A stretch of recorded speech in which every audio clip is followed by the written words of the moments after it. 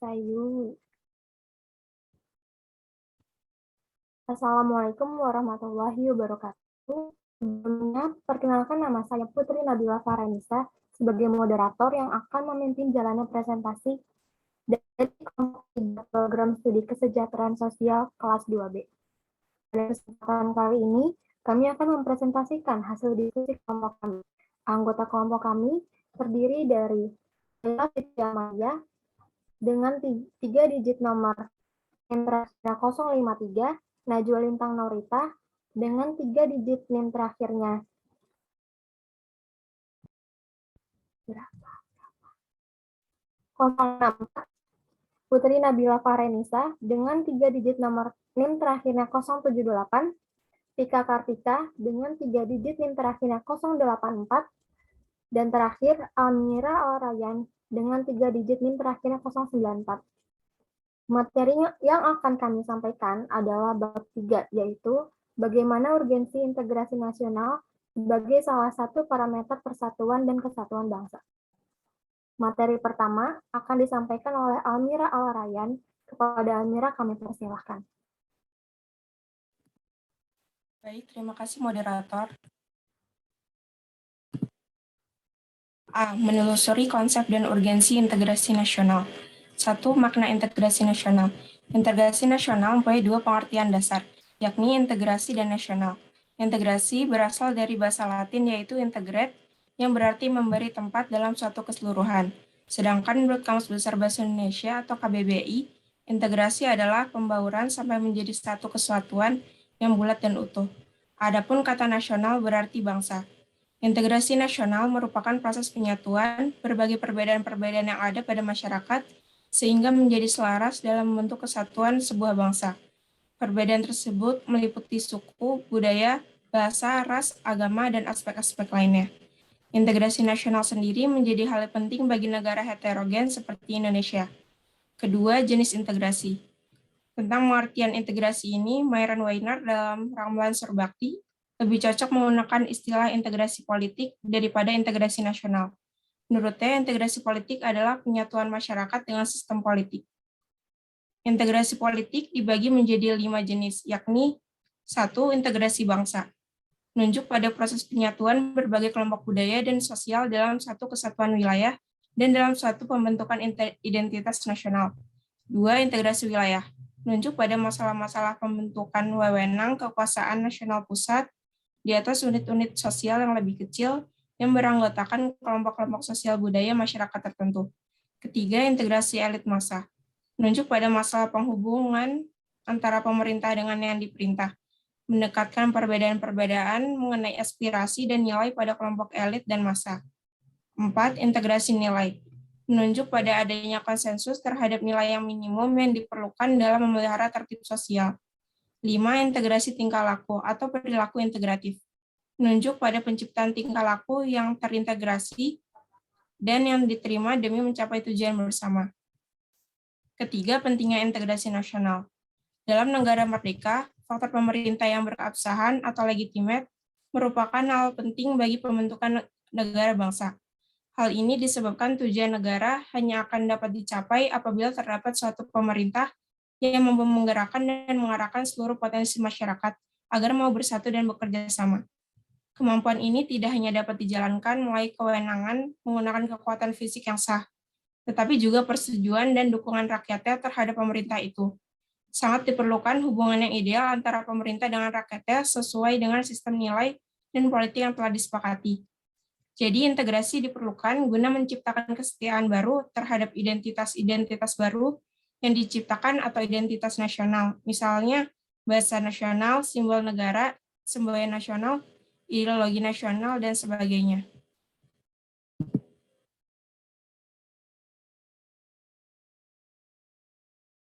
Baik, terima kasih atas penyampaian materinya. Selanjutnya, materi kedua akan disampaikan oleh Laila Fitri Amalia. Kepada Laila kami persilakan. Baik,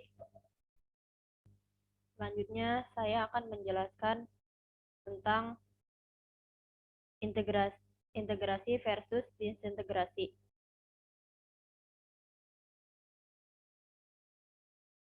Kebalikan dari integrasi adalah disintegrasi. Integrasi berarti penyatuan, keterpaduan antara elemen atau unsur yang ada di dalamnya. Sedangkan disintegrasi berarti ketidakpaduan, keterpecahan di antara unsur-unsur yang ada. Integrasi terjadi konsensus, sedangkan disintegrasi dapat menimbulkan konflik atau perseteruan dan bertentangan. Disintegrasi bangsa adalah memudarnya kesatu paduan antar golongan dan kelompok yang ada dalam suatu bangsa yang bersangkutan. Disintegrasi memiliki banyak ragam, misalnya pertentangan fisik, perkelahian, tawuran, kerusuhan, revolusi, bahkan perang. Selanjutnya, B. Menggali sumber historis, sosiologis, politik tentang integrasi nasional. Yang pertama, perkembangan sejarah integrasi di Indonesia. A. Model integrasi Imperium Majapahit. Model integrasi pertama ini bersifat kemaharajaan Majapahit. Strukturnya konsentris yang begitu luas. Konsentris pertama yaitu wilayah inti kerajaan yaitu Pulau Jawa dan Madura. Yang kedua adalah wilayah di luar Jawa, dan yang ketiga adalah negara sahabat antara lain Campa, Kamboja, dan Thailand. B. Model integrasi kolonial. Model integrasi kedua ini disebut dengan integrasi atas wilayah Hindia Belanda dengan wilayah dari Sabang sampai Merauke. Pemerintah kolonial membangunnya dengan menguasai maritim. Integrasi model ini tidak mampu menyatukan segenap keragaman bangsa Indonesia, tetapi hanya untuk maksud menciptakan kesetiaan tunggal pada penguasa kolonial. Kemudian yang C, model integrasi nasional Indonesia. Model integrasi ketiga ini merupakan proses berintegrasinya bangsa Indonesia sejak merdeka tahun 1945. Integrasi ini dimaksudkan untuk membentuk kesatuan yang baru, yakni bangsa Indonesia yang merdeka memiliki semangat kebangsaan yang baru. Model integrasi ini diawali dengan tumbuhnya kesadaran pada diri orang Indonesia yang mendalami proses pendidikan sebagai dampak dari politik etis pemerintah kolonial Belanda. Mereka ini mendirikan organisasi-organisasi pergerakan. Para kaum terpelajar ini mulai menyadari bahwa bangsa mereka adalah bangsa jajahan yang harus berjuang meraih kemerdekaan jika ingin menjadi bangsa yang sederajat dengan bangsa lain. Penumbuhan kesadaran berbangsa tersebut dilalui dengan tahapan tersebut. Yang pertama, masa perintis. Yang kedua, masa penegas. Yang ketiga, masa percobaan. Dan yang keempat, masa pendobrak. Selanjutnya, saya kembalikan kepada moderator. Terima kasih Naila atas penyampaian materinya. Selanjutnya, materi ketiga akan disampaikan oleh Vika Kartika. Kepada Vika, kami persilakan. Baik, terima kasih kepada moderator. Yang kedua ada pengembangan integrasi di Indonesia. Howard Wiggins dalam Mohaimin dan Colin Max Andrews tahun 1995 menyebut ada 5 pendekatan atau cara bagaimana para pemimpin politik mengembangkan integrasi bangsa. Kelima pendekatan yang selanjutnya kita sebut sebagai faktor yang menentukan tingkat integrasi suatu negara adalah yang pertama adanya ancaman dari luar, kedua gaya politik kepemimpinan, yang ketiga kekuatan lembaga-lembaga politik, yang keempat ideologi nasional, dan yang kelima kesempatan pembangunan ekonomi. Ketiga ada pajak sebagai instrumen memperkokoh integrasi nasional. Pajak merupakan salah satu instrumen yang dapat memperkokoh integrasi nasional. Salah satu tujuan negara Republik Indonesia sebagaimana tersebut dalam alinea keempat pembukaan Undang-Undang Dasar 1945 adalah memajukan kesejahteraan umum. Kesejahteraan umum akan dapat dicapai atau akan lebih cepat dicapai apabila keuangan negara sehat. Atau dengan kata lain, negara memiliki dana yang cukup untuk membiayai seluruh kegiatan yang diperlukan untuk menunjang tujuan negara untuk memajukan kesejahteraan umum tersebut. Berbicara tentang keuangan negara yang sehat, tidak bisa dilepaskan dari sumber-sumber penerimaan negara. Salah satu sumber penerimaan negara yang terbesar adalah dari sektor pajak.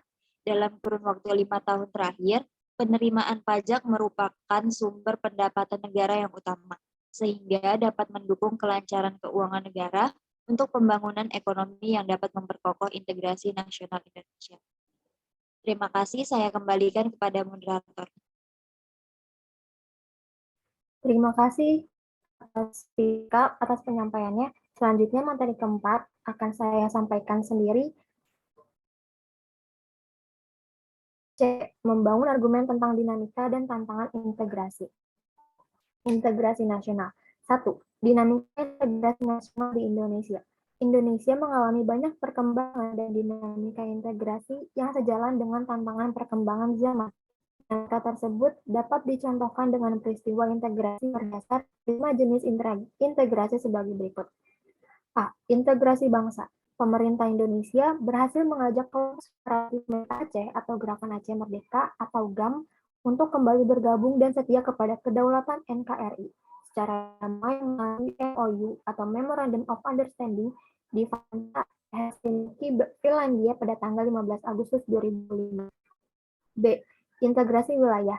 Integrasi wilayah Indonesia ditandai dengan peristiwa Deklarasi Juanda yang terjadi pada tanggal 13 Desember 1957. Melalui deklarasi ini, Indonesia mengumumkan wilayah kedaulatan teritorialnya dengan lebar laut seluas 12 mil diukur dari garis yang menghubungkan titik-titik ujung terluar pada pulau-pulau negara Indonesia. Dengan demikian, laut tidak lagi menjadi pemisah pulau, tetapi menjadi satu kesatuan penghubung pulau-pulau di Indonesia. Next.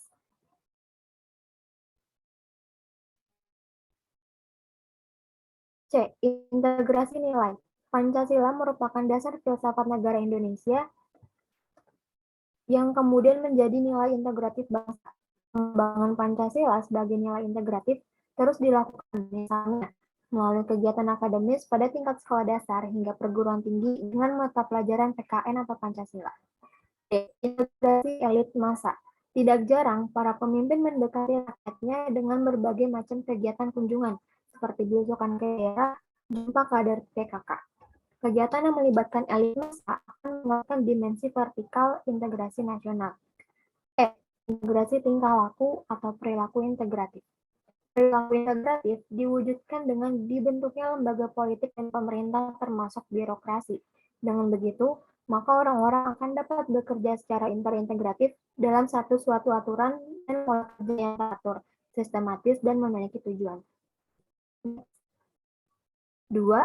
Tantangan dalam membangun integrasi. Dalam upaya mewujudkan integrasi nasional Indonesia, tantangan yang dihadapi datang dari dimensi horizontal dan vertikal. Dalam dimensi horizontal, tantangan yang ada berkenaan dengan pembelahan horizontal yang berakar pada perbedaan suku, agama, ras, dan geografi. Sedangkan dalam dimensi vertikal, tantangan yang ada adalah berupa celah perbedaan antara elit dan massa, di mana latar belakang pendidikan, kekotaan menyebabkan kaum elit berbeda dari massa yang cenderung berpandangan tradisional. Masalah yang berkenaan dengan dimensi vertikal lebih sering muncul ke permukaan setelah berbaur dengan dimensi horizontal.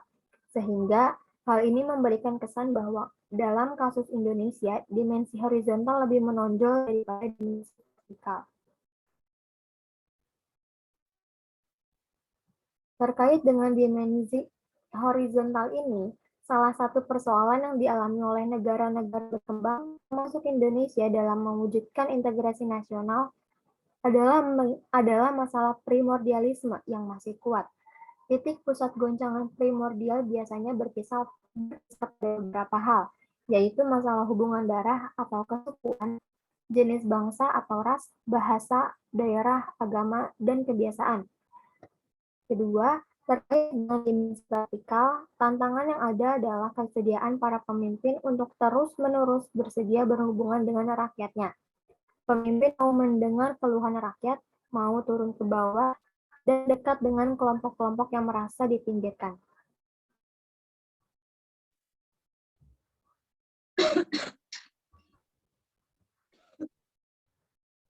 Baik, sekian dari saya. Selanjutnya, materi terakhir akan disampaikan oleh Najwa Lintang Naurita. Kepada Najwa, kami persilahkan. Terima kasih moderator. Di sini saya akan mendeskripsikan esensi dan urgensi integrasi nasional. Integrasi masyarakat yang sepenuhnya memang sesuatu yang tidak mungkin diwujudkan.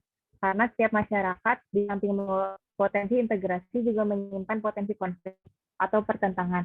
Persamaan kepentingan, kebutuhan untuk bekerja sama, serta konsensus tentang nilai-nilai tertentu dalam masyarakat merupakan potensi yang mengintegrasikan. Sebaliknya, perbedaan-perbedaan yang ada dalam masyarakat seperti perbedaan suku, agama, budaya, dan perbedaan kepentingan menyimpan potensi konflik. Integrasi masyarakat merupakan sesuatu yang sangat dibutuhkan untuk membangun kejayaan bangsa dan negara, sehingga perlu senantiasa diupayakan. Kegagalan dalam mewujudkan integrasi masyarakat berarti kegagalan untuk membangun kejayaan nasional, bahkan dapat mengancam kelangsungan hidup bangsa dan negara yang bersangkutan. Selanjutnya kesimpulan. Yang pertama, integrasi nasional merupakan proses mempersatukan bagian-bagian, unsur, atau elemen yang terpisah dari masyarakat menjadi kesatuan yang lebih bulat, sehingga menjadi satu bangsa. Selanjutnya, jenis-jenis integrasi, yaitu integrasi bangsa, integrasi wilayah, integrasi nilai, integrasi elit massa, dan integrasi tingkah laku atau perilaku integratif. Poin selanjutnya, dimensi integrasi mencakup integrasi vertikal dan horizontal. Sedangkan aspek integrasi meliputi aspek politik, ekonomi, dan sosial budaya. Poin selanjutnya, integrasi berkebalikan dengan disintegrasi. Selanjutnya, model integrasi yang berlangsung di Indonesia adalah model integrasi Imperium Majapahit, model integrasi kolonial, dan model integrasi nasional Indonesia. Poin selanjutnya, pengembangan integrasi yaitu adanya ancaman dari luar, gaya politik kepemimpinan, kekuatan lembaga-lembaga politik, ideologi nasional, kesempatan pembangunan ekonomi. Selanjutnya, integrasi bangsa diperlukan guna membangkitkan kesadaran akan identitas bersama, menguatkan identitas nasional, dan membangun persatuan bangsa.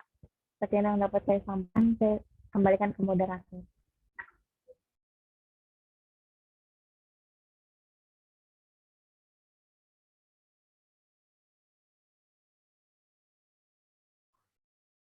Baik, terima kasih kepada Najwa atas penyampaian materinya. Setelah berakhir sesi presentasi dari kelompok kami, selanjutnya kita akan memasuki sesi tanya jawab. Kami akan menjawab 5 pertanyaan yang sudah kami kumpulkan dari teman-teman sekalian. Pertanyaan pertama yaitu dari Alika Novanka. Pertanyaannya adalah, apa saja contoh upaya yang dilakukan oleh pemerintah untuk memperkuat integrasi nasional di tengah perbedaan yang ada? Kepada Najwa Lintang Norita, kami persilakan untuk menjawab pertanyaannya. Ya, terima kasih moderator. Menjawab pertanyaan Alika, jawaban yang pertama yaitu menetapkan penggunaan bahasa Indonesia sebagai alat pemersatu bangsa. Yang kedua, memperkuat aspek sistem pertahanan dan keamanan rakyat. Selanjutnya, mewujudkan keterbukaan dan demokratisasi yang bertumpu pada kesamaan hak dan kewajiban warga negara. Selanjutnya, pemerataan pembangunan di segala bidang sehingga tidak menimbulkan kecemburuan sosial yang dapat mengakibatkan disintegrasi. Dan yang terakhir, menjaga kerukunan masyarakat. Sekian dari saya. Terima kasih.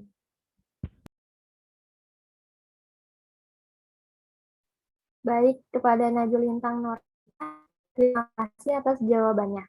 Selanjutnya, pertanyaan kedua dari Anissa Fajri Setianingrum.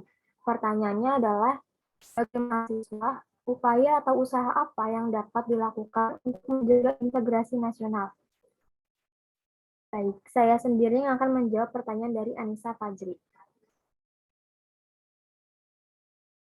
Jawabannya adalah, mahasiswa sebagai pemuda bangsa turut serta andil dalam menjaga integrasi nasional. Mahasiswa memiliki potensi yang diharapkan mampu memberikan kontribusi yang besar bagi keberlangsungan hidup bangsa untuk menyatu, tanpa adanya perpecahan. Adapun peran mahasiswa yang bisa dilakukan sebagai menjaga integrasi nasional, diantara lain adalah A, memiliki karakter pribadi yang tinggi akan toleransi dan perbedaan. B, menanamkan nilai-nilai dan norma sosial yang menyebutkan persatuan dan kesatuan bangsa dengan tidak memandang rendah perbedaan sara, atau singkatan dari suku, agama, ras, dan antar golongan. C, membangun komitmen, kesetiaan, dan cinta tanah air.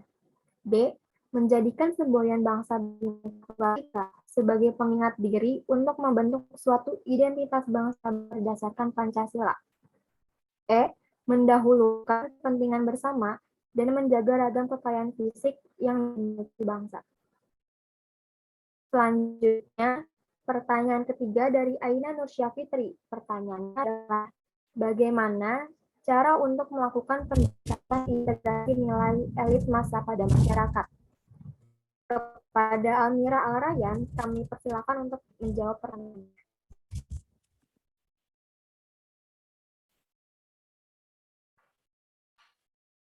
Cara melakukan pendekatan integrasi elit massa pada masyarakat adalah para pemimpin mendekati rakyatnya dengan cara seperti kegiatan kunjungan, belusukan ke daerah-daerah, cepat memberikan respon apabila ada masyarakat yang beri saran, dan kritik yang berguna untuk mensejahterakan masyarakat, memberikan pelatihan-pelatihan kepada masyarakat, cepat tanggap dan memberikan bantuan bila ada bencana, mengadakan pasar murah untuk kebutuhan pokok saat harga-harga sedang naik, mengapresiasi dan mendukung UMKM sekitar, ikut sertakan masyarakat dalam membuat segala peraturan yang berlaku, tidak membuat perbedaan dalam memberi hukuman pada elit maupun massa, memberikan pelajaran tentang integrasi di masyarakat, membangkitkan semangat persatuan dan kesatuan bangsa, menjunjung tinggi bahwa kedaulatan berada di tangan rakyat.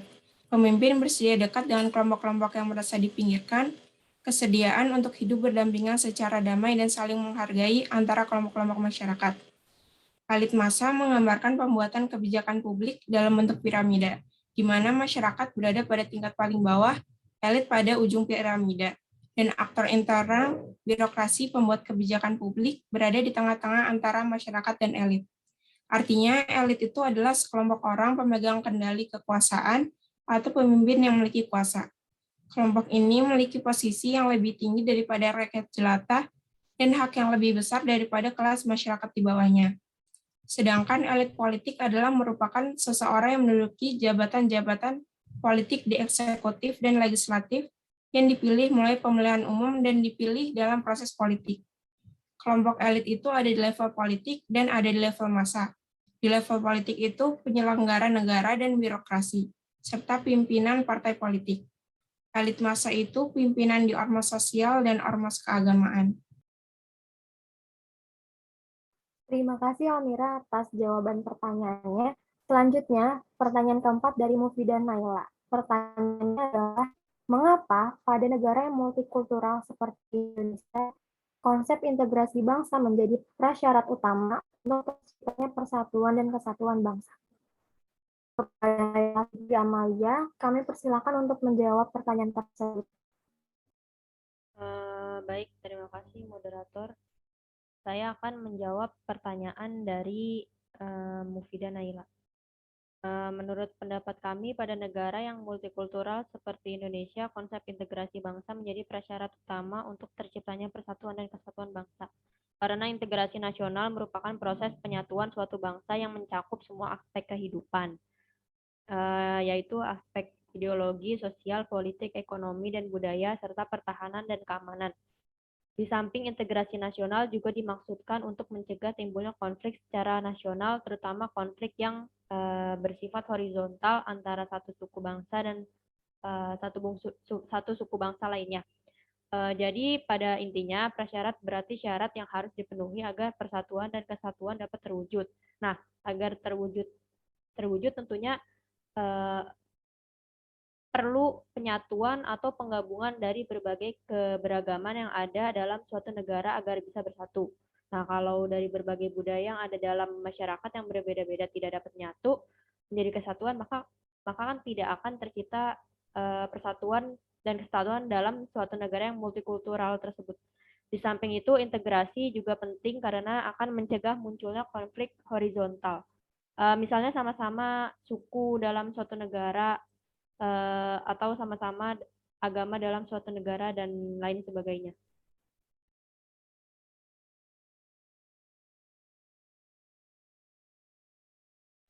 Terima kasih kepada Laila atas jawaban pertanyaannya. Selanjutnya, pertanyaan terakhir dari Nurfitri Hafidah. Pertanyaannya adalah, bagaimana cara agar tercipta integrasi tingkah laku? Mengingat tingkah laku adalah sifat bawaan manusia yang sulit diubah. Kepada Tika Kartika, kami persilahkan untuk menjawab pertanyaan tersebut. Baik, terima kasih kepada moderator untuk menjawab pertanyaan tersebut. Jawabannya itu cara agar terciptanya integrasi tingkah laku manusia yaitu dengan cara meningkatkan kesadaran diri dengan tujuan agar kita bisa diterima oleh masyarakat luas. Contohnya, kita hidup di negara yang memiliki budaya antre yang tinggi. Kita harus merubah tingkah laku kita sebagai bentuk integrasi tingkah laku. Jika kita melihat masyarakat yang tidak berperilaku semestinya, kita wajib mengingatkannya dengan cara lemah lembut, baik, dan juga sopan santun. Jangan pernah menegur orang lain dengan cara kekerasan, karena justru dapat membuat perpecahan di masyarakat. Itu jawaban dari saya. Saya kembalikan kepada moderator. Terima kasih atas jawaban pertanyaan tadi. Berakhir sesi menjawab dan juga presentasi dari kelompok 3. Selanjutnya saya persilahkan kepada Najwa Lintang Norita untuk menyampaikan kesimpulan materi dari presentasi kali ini.